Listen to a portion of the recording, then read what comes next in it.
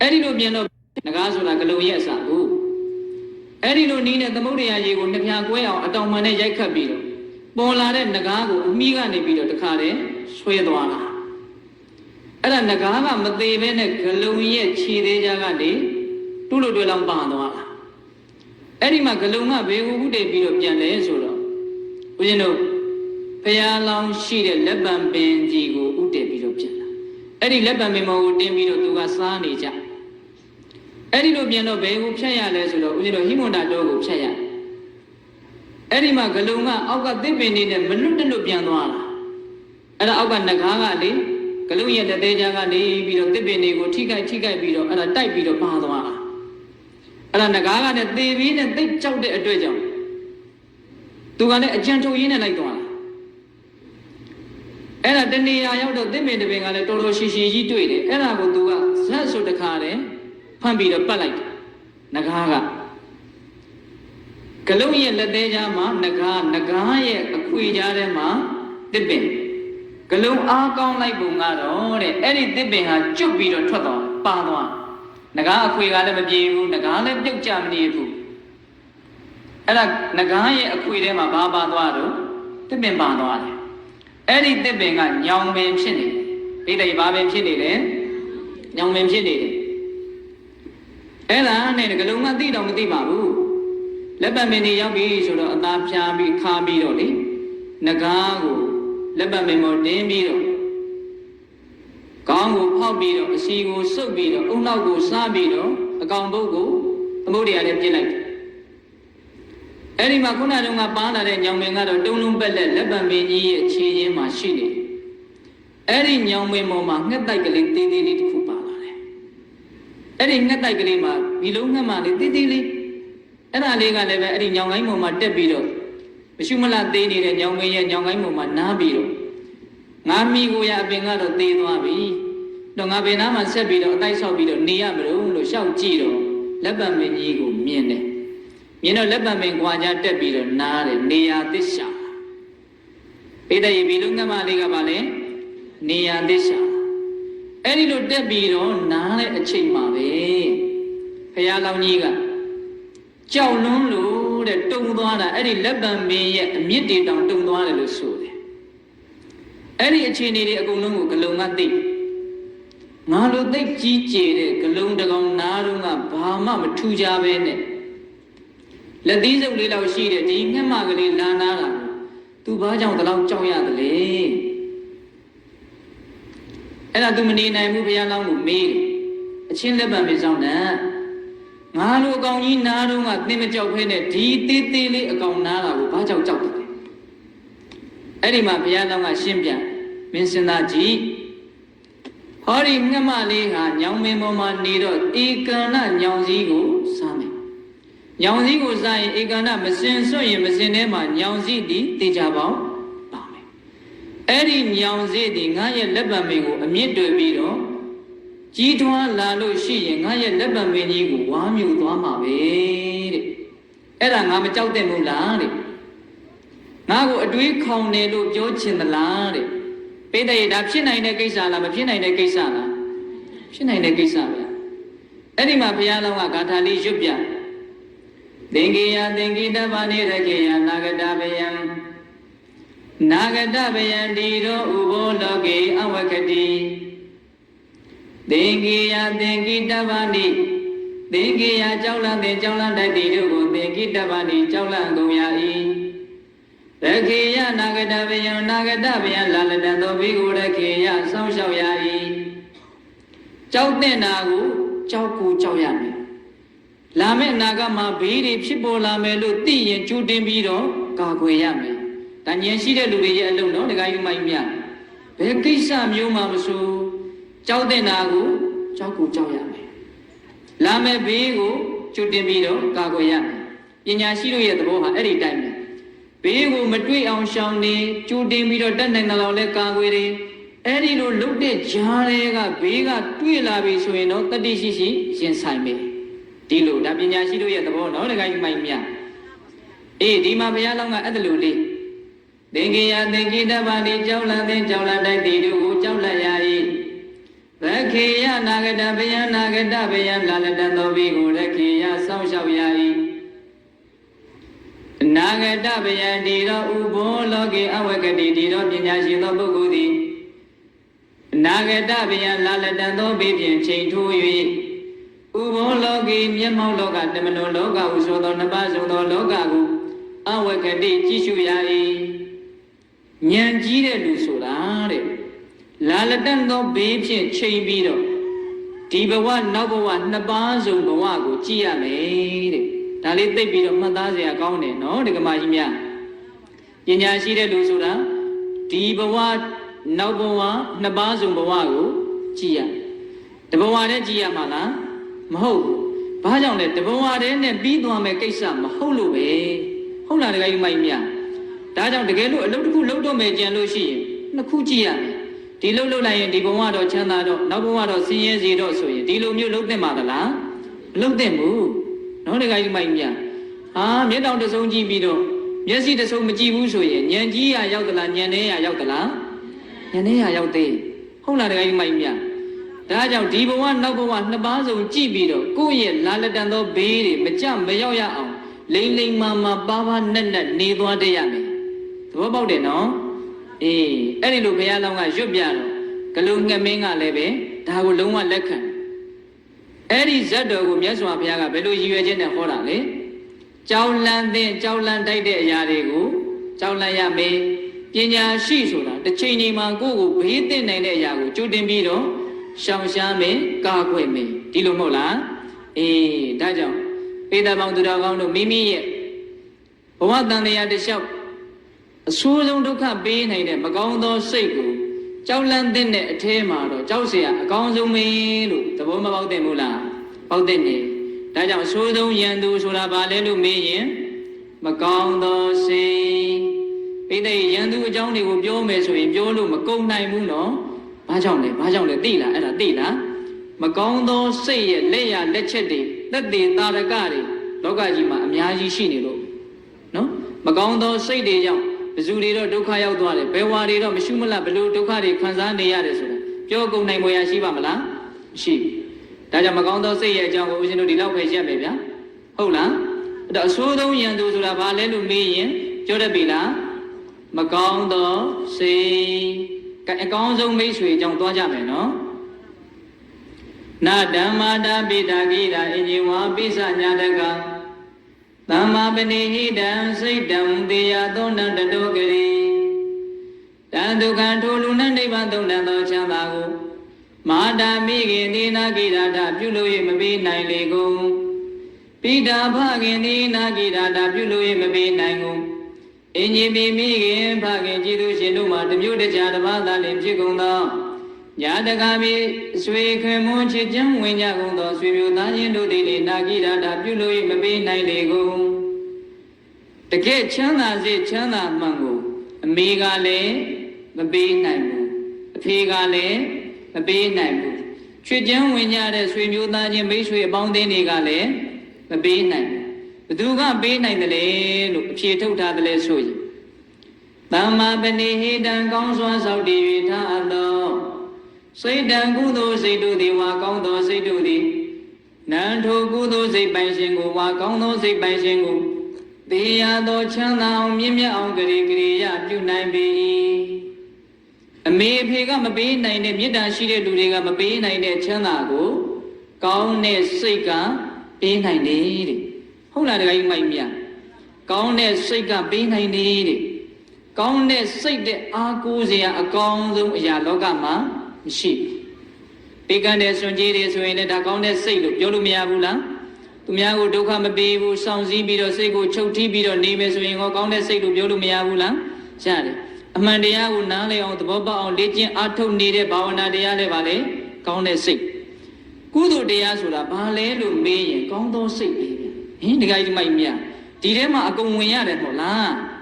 အေးဒါကြောင့်ကောင်းသောစိတ်တည်သာလျင်ဘဝမှာအားကိုးစရာအကောင်းဆုံးမိတ်ဆွေဟုတ်လားတကယ်မိုက်မြအေးဘာကြောင့်သူ့ကိုမိတ်ဆွေလို့သတ်မှတ်ရတယ်လဲသူ့ကိုလည်းအချက်၃ချက်နဲ့ဦးဇင်းတို့ပြောပြမယ်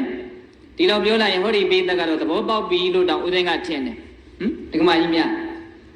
မကောင်းသောစိတ်ကိုရန်သူလို့ဦးသိန်းပြောတော့ကလည်းအချက်၃ချက်နဲ့ပြောခဲ့တာနော်ခုကောင်းသောစိတ်ကိုမိတ်ဆွေလို့ပြောတော့လည်းအချက်ပဲတစ်ချက်ပြောမှာ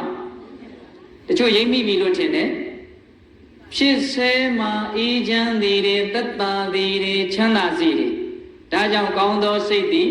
ကောင်းဆုံးမိတ်ဆွေဒီဘဝမသေးခင်မှာကိုပဲကောင်းတဲ့စိတ်တွေကြီးထွားအောင်မွေးမြူကြတဲ့ပုဂ္ဂိုလ်များကောင်းကောင်းချမ်းချမ်းသာသာနေရအကျိုးပေးမယ်ဟုတ်လားတန်တရားတစ်လျှောက်ဘဝတဏမကုန်သေးလို့ကျင်လေရစေအောင်တော့အစင်းမြင့်တဲ့ဘဝမှာအစင်းမြင့်တဲ့နေနည်းမျိုးနဲ့အစင်းမြင့်မြင့်နေသွားရကောင်းတဲ့စိတ်ကအစင်းမြင့်တာကိုဟုတ်လားတခါကြီးမိုင်းမြဒါကြောင့်အဲ့ဒီအချက်၃ချက်ဖြစ်စေမှာအေးချမ်းစေတယ်သက်သာစေတယ်ဒီဘဝမှာချမ်းသာစေတယ်တန်တရားတစ်လျှောက်လုံးဖေးမကူညီလိမ့်မယ်မကောင်းဘူးလားကောင်းတယ်ကောင်းတဲ့စိတ်လေးများဖြစ်လာရင်လေဧတပေါင်းသူတော်ကောင်းတို့ဒီအချက်မှလည်းပဲသတိရှိဖို့လိုတယ်နော်ကောင်းတဲ့စိတ်မုံမြတ်တဲ့စိတ်ဖြစ်လာရင်စိတ်ကိုကြည်နူးပြီးကောင်းတဲ့စိတ်ပဲကောင်းတာပေါ့ဟင်ဒီကကြီးမိုက်မြ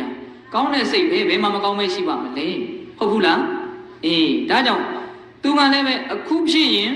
အခုချမ်းသာဟိုဆေးဝါးတဲ့တောင်ဦးဇင်းတို့မြန်တယ်လို့ထင်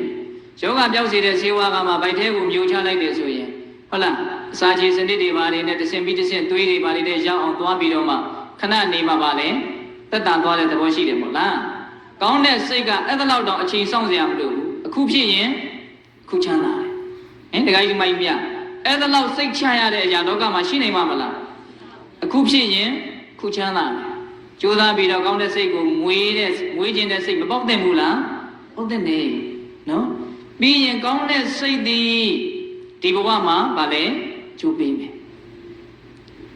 ဦးဇင်းတို့မြင်တာလေးပြောမယ်ဈေးရောင်းကောင်းတဲ့ဈေးတွေတို့ကိုဖြစ်မယ်လို့ထင်တယ်ကောင်းတဲ့စိတ်ကလေးဖြစ်လာတော့အစဉ်လေးရတဲ့တဖြည်းဖြည်းနဲ့စိတ်ထဲမှာစိတ်ချမ်းသာမှုလည်းဖြစ်တယ်ဩစိတ်ကောင်းတဲ့လုံးမမွေးရတာများသိပြီးတော့အဆင်ပြေတာပဲဟန်ရလိုက်တာဆိုပို့ပြီးတော့ယုံကြည်မှုကလည်းဖြစ်လာဟုတ်လားယုံကြည်တော့ပို့ပြီးတော့စိတ်ကောင်းမွေးမိတယ်စိတ်ကောင်းမွေးမိတော့ပို့ပြီးတော့သက်သာရာကိုရတယ်ပို့ပြီးတော့သက်သာရာရလေလေပို့ပြီးတော့ကောင်းတဲ့စိတ်ရဲ့အပေါ်မှာယုံကြည်မှုကများလေလေအဲ့ဒီလိုနီးနဲ့ယုံတရားကိုတွေ့တော့ယုံကြည်မှုကလည်းပို့ပြီးတော့များလာတယ်အဲ့တော့ဘာအရေးကြီးလဲဆိုရင်ပထမခြေလှမ်းလေးဟာအရေးကြီးတယ်လို့ထင်တယ်ဟင်ဒီကမာကြီးတွေကောင်းတဲ့စိတ်ကိုပြီးပြင်းအောင်မွေးကြည့်လိုက်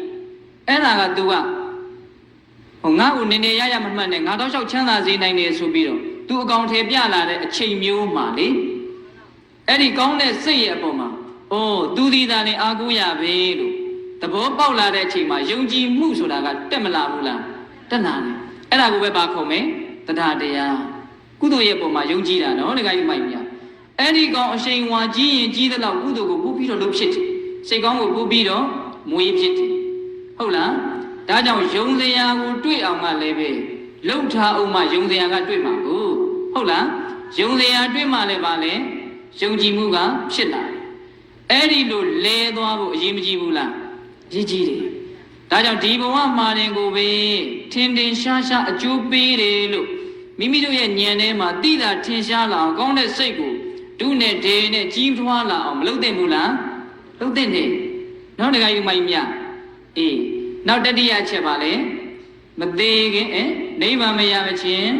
ဘဝတန်တရားတစ်လျှောက်လိုက်ပြီးတော့ချမ်းသာစေမယ်သက်သာစေမယ်ဟုတ်လားဦးဇင်းတို့ရသော်ဘုရားမှုရှိတဲ့သူတော်ကောင်းကြီးတွေဒီဘဝမှာလူတိုင်းကမော့ကြည့်ရလောက်အောင်အဆင့်မြင့်ကြတာလေဟင်ဒီကိစ္စမိုင်းမြတခါတခါအားကြတဲ့စိတ်တွေမပေါ်ဘူးလားပေါ်တယ်အဲ့ဒါသူတို့ဘာဖြစ်လို့အဲ့ဒီလိုချမ်းသာတဲ့အကျိုးတရားသူများအားကြရတဲ့အခြေအနေမျိုးမှာရက်တည်ပြီးတော့ဘဝမှာစံပြအနေနဲ့နေသွားတာလဲဆိုရင်ဘဝအဆက်ဆက်ကကောင်းတဲ့စိတ်တွေကိုမွေးမြူပြိုးထောင်ခဲ့တာဟုတ်လားဒီကမကြီးမြအဲ့ဒီကောင်းတဲ့စိတ်ကိုတဖြည်းဖြည်းလေးနဲ့ဆုလာတော့ကောင်းတဲ့စိတ်တွေများလာပြီဆိုတဲ့အခြေအနေမျိုးမှာဘယ်နေရာကပဲရှင်သူတို့ကိုမှီဖို့ဆိုတာလွယ်လားလွယ်အကုန်လုံးကောင်းတယ်သူတို့ဘဝတွေကသိကောင်းတဲ့အခြေအနေမျိုးကိုရောက်သွားတာဒါဥစဉ်ကနည်းနည်းလေးချွတ်တွေးတဲ့ခေါ်တဲ့ပုံကိုယ်တွေရည်ရွယ်ပြီးတော့ပြောကြည့်တာနော်ဟုတ်လားအဲ့တော့ကောင်းတဲ့စိတ်ကိုဘဝအဆက်ဆက်ကိုကမွေးလာပြီဆိုရင်ဒီကောင်းတဲ့စိတ်တွေကပဲအဲ့ဒီဘဝကိုအစင်းမြင့်တဲ့မြင့်အောင်မြင့်တင်ပြီးတော့မသွားဘူးလားမြင့်တင်သွားတာကောင်းတဲ့စိတ်ကပဲအစင်းမြင့်တာဗျဦး ဦးဇင်းတို့မြတ်စွာဘုရားလက်ထက်ကလေအတိပန္နကရွာသူကြီးဆိုတာရှိဦးဇင်းတို့နာလန္ဒမြို့နာမှာမြတ်စွာဘုရားရှင်ကိုယ်တော်မြတ်ကြီးအဲ့ဒီပါဝါပြည်ပေါ့လေနာလန္ဒမြို့ကိုရောက်တော့အဲ့ဒီအတိပန္နကရွာသူကြီးကသူ့ရဲ့ဆရာကဒီကန္တနာတဗုဒ္ဓဒိဋ္ဌိဆရာကြီး6ယောက်ထဲမှာတယောက်အပါဝင်ပေါ့အဲ့ဒါအတိပန္နကရွာသူကြီးကိုမြတ်စွာဘုရားကြီးကိုသွားပြီးတော့ဝါဒစစ်ပွဲဆင်နွှဲကြီးဆိုပြီးတော့လွတ်တာဗျနော်အဲ့ဒီမှာအတိပန္နကရွာသူကြီးကမြတ်စွာဘုရားကြီးကိုရောက်လာတယ်လူရင်းပဲပြောကြည့်မယ်ဗျာမြတ်စွာဘုရားကြီးရောက်တော့မြတ်စွာဘုရားကိုလျှောက်တယ်ရှင်ဘုရားဟိုပိဿန္တရေအရက်မှာနေကြတဲ့မိပူဇော်တဲ့ပုံသားတွေကပြောတယ်တဲ့သူတို့ကိုကြည်ညိုတဲ့လူကိုးကွယ်တဲ့လူတွေကိုသေလို့ရှိရင်အစင်းမြင့်တဲ့ဘဝကိုရောက်အောင်တနည်းအားဖြင့်ချမ်းသာတဲ့ဘဝကိုရောက်အောင်သူတို့လှုပ်ပေးနိုင်တဲ့အစွမ်းရှိတယ်လို့အဲ့ဒီပုံသားတွေကပြောတယ်တဲ့အရှင်ဘုရားလည်းပဲတတ္တဝါတွေကိုတနာတဲ့ကရုဏာရှင်လို့နာမည်အင်မတန်ကြီးပါလေဒါကြောင့်အရှင်ဘုရားရဲ့တပည့်တာဝကတွေသေဆုံးပြီးတဲ့နောက်မှာကောင်းတဲ့ဘဝရောက်ဖို့အတွက်အစင်းမြင့်ဖို့အတွက်အရှင်ဘုရားကလှုပ်မပေးနိုင်ဘူးလားလို့မြတ်စွာဘုရားကလာမေးတာပိဋကတို့ဒီမေးခွန်းလေးစဉ်းစားကြရကောင်းတယ်နော်မိပူဇော်တဲ့ပုံသားတွေကတော့သူတို့ကြည်ညိုတဲ့လူတွေကိုသိပြီးရင်ပါလေကောင်းတဲ့နေရာရအောင်လုပ်ပေးမယ်ဆင်းပြေအောင်လုပ်ပေးမယ်လို့ပြောတယ်တဲ့အရှင်ဘုရားတို့မပေးနိုင်ဘူးလားလို့မေးတယ်အဲ့ဒီမှာမြတ်စွာဘုရားကတခါကြီးအဲ့ဒီလိုဆိုလို့ရှိလေသင်ကငါမေးခွန်းတစ်ခုမေးမယ်သင်ကြိုက်တယ်လို့ဖြေရေကန်ကြီးတကန်ရဲ့ဘေးမှာလူတွေဝိုင်းပြီးတော့ရက်နေကြအဲ့ဒီမှာလူတဦးတယောက်ကအဲ့ဒီရေကန်ကြီးတွေကိုကြောက်ခဲတုံးကြီးတုံးပြစ်ချလိုက်မယ်ဆိုကြပါစို့တဲ့အဲ့ဒီလိုပြစ်ချလိုက်လို့ရှိရင်ကြောက်ခဲဟာရေထက်တိတ်သီးမှုများတဲ့အတွက်ကြောင့်ရေထဲကိုပါလဲနစ်သွားမယ်ဒါနားလည်နိုင်တယ်နော်အဲ့ဒါကိုကံပေါင်ရဲ့ဘေးမှာဝိုင်းပြီးတော့ရက်နေကြတဲ့လူတွေအကုန်လုံးကဒီကြောက်ခဲကြီးကိုရေထဲမနစ်စေချင်ဘူးကြောက်ခဲကြီးရေပေါ်ပေါ်ပါစေရေပေါ်ပေါ်ပါစေလို့ဝိုင်းဝန်းပြီးတော့ဆူတောင်းကြမယ်ဆိုရင်အဲ့ဒီကြောက်ခဲကြီးဟာရေပေါ်ပေါ်လာနိုင်ပါသလားတခါကြီးကြိုက်တယ်လို့ဖြေကဲပေးတယ်လို့လည်းကြိုက်တယ်လို့ဖြေကြောက်ခဲကြီးရေပေါ်ပေါ်ပါစေလို့ဆူတောင်းယုံမျှနဲ့ကြောက်ခဲကြီးရေပေါ်ပေါ်လာနိုင်သလားပေါ်လာနိုင်ဘာဖြစ်လို့မပေါ်လာနိုင်တာလဲကြောက်ခဲဟာရေထက်လေးနေလို့ကိုမပေါ်နိုင်တာပဲဟုတ်လားအဲ့ဒီတော့အတိပန္နကရွာသူကြီးကမြတ်စွာဘုရားမပေါ်နိုင်ပါဘူးဗျအဲ့ဒီလိုပဲတခါကြီးတဲ့ဘဝတစ်လျှောက်လုံးမကောင်းတဲ့စိတ်တွေညှဉ်းနှွမ်းတဲ့စိတ်တွေနဲ့နေလာတဲ့တတ္တဝါသူ့ကိုမေတ္တာရှိကြတဲ့အတိုင်းဝိုင်းတွေကဒီတတ္တဝါသိပြီးတဲ့နောက်မှာကောင်းတဲ့ဘုံဘဝရောက်ပါစေအစဉ်ပြေပါစေချမ်းသာပါစေဘလောက်ပဲမေတ္တာစေတနာတွေနဲ့ဆူတောင်းမေတ္တာပို့နေစေကမူအဲ့ဒီတတ္တဝါကောင်းတဲ့ဘဝဘယ်နည်းနဲ့မှမရောက်နိုင်ဘူးကြောက်ခဲကိုရေပေါ်ပေါ်အောင်ဘယ်သူမှမလုံနိုင်တယ်လို့မျိုးပဲတဲ့မကောင်းဘူးလားဥပမာကတခါကြီးမိုက်မြဒါကြောင့်ကြောက်ခဲသည်ရေထဲနစ်တဲ့သဘောရှိတယ်လို့မကောင်းသောစိတ်တွေလည်းတတ္တဝါကိုအစစ်နှိပ်အောင်ဆွဲနှစ်တဲ့သဘောရှိဟုတ်လားတဖြည်းဖြည်းနဲ့နှိမ်ချသွားမယ်ဘဝဟာလေမကောင်းသောစိတ်တွေများလာနောက်ထပ်ဥပမာတစ်ခုထပ်မေးမယ်အဲ့ဒီလူစုပဲအဲ့ဒီရေကန်ကြီးရဲ့ဘေးမှာဝိုင်းပြီးတော့ရက်နေကြအဲ့ဒါကိုတစုံတယောက်သောပုဂ္ဂိုလ်ကထောပတ်အိုးကိုဖြစ်စေစီအိုးကိုဖြစ်စေရိုက်ခွဲပြီးတော့အဲ့ဒီရေကန်ထဲကိုပြစ်ချလိုက်တယ်အဲ့ဒီမှာအိုးချမ်းပဲတွေကတော့တခါနဲ့တဖြည်းဖြည်းနဲ့စီနဲ့မြုပ်သွားတယ်ထောပတ်တွေစီတွေကတော့ရေမျက်နှာပြင်ပေါ်မှာဝဲပြီးတော့ဗာလဲချန်ချစ်တယ်ဘာဖြစ်လို့လဲရေထက်သိပ်သီးမှုနေတဲ့အတွက်ကြောင့်ထောပတ်တို့စီတို့ဒီရေထဲမှာနစ်သလားမနစ်ဘူးအဲ့ဒါကိုဘေးကလူတွေကလေဟောဒီထောပတ်တွေစီတွေရေထဲနစ်ပါစေရေထဲနစ်ပါစေလို့ဆန္ဒပြုမယ်ဆိုယုံမျှနဲ့ဒီထောပတ်တွေစီတွေဟာတကားကြီးရေထဲနစ်သွားနိုင်သလားတဲ့အဲ့ဒါနစ်သွားနိုင်သလား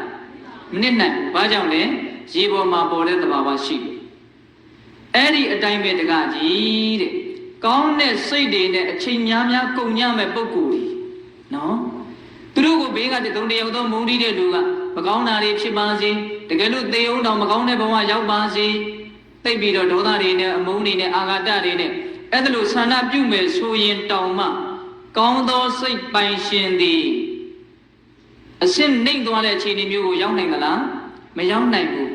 ဘယ်အရေးမှာပဲရှင်အရှင်းမြင့်တဲ့အရေးတွေနဲ့သူတို့အထာဝရရှိနေမယ်စီဝါရေးလူမှုရေးဉာဏ်ရေးကျမ်းမာရေးဒါလူဘဝအနေနဲ့ပြောတာနော်တန်လျာရေးနဲ့ချီပြောမယ်ဆိုရင်ဘဝအရာမှာမရှင်နိုင်တဲ့ဘဝတွေကိုသူတို့ရဘဝချင်းတူရင်ဉာဏ်အဖြစ်သူတို့အထက်တန်းကြ ဟုတ်လားဘယ်လိုစိတ်ပိုင်ရှင်နေလဲကောင်းသောစိတ်ပိုင်ရှင်အဲ့ဒီကောင်းတဲ့စိတ်ပိုင်ထားတဲ့အတွက်ကြောင့်ထောပတ်တွေစီတွေဟာရေရဲ့အထက်မှာရှိနေတယ်လို့ကောင်းသောစိတ်ပိုင်ရှင်တွေသည်တာမန်လူတွေရဲ့အထက်မှာရှိနေမယ်